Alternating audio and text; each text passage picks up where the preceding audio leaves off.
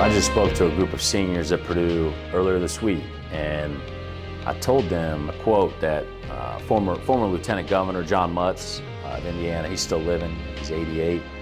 He told me about a year ago, he's like, Dave, there's two things that change the world, ideas and relationships. And I shared this with this group of seniors as they're getting ready to graduate, because you can have your major and maybe have your job lined up, but to really kind of move the needle and make a dent, you might have some great ideas, but if you don't have a network of people to bounce those off of, to activate those, to come alongside you as a sounding board, or to flat out get an initiative off the ground, it's not going to go anywhere.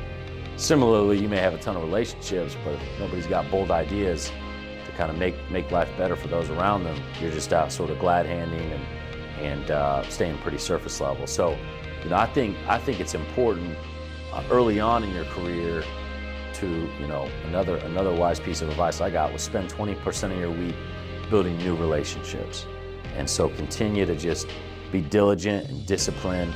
And when you do that, if you're putting yourself out there, if you're playing in traffic, in your 20s, you got time. Yeah, you may not have as much flexibility, maybe you got to be at your office as you're starting your career, but you don't generally have a family early on, so you got time to meet somebody after work, for a beverage, or early morning for a coffee, or maybe get out for a lunch. And by building that network consistently over time, I guarantee you're going to find somebody that is probably a little bit older, a little bit wiser, and if you have ears to hear and are humble enough, could become a mentor or somebody that really speaks into your life.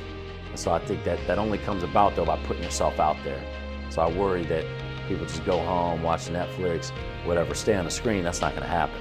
And so we got to be in proximity, pressing the flesh, building real relationships.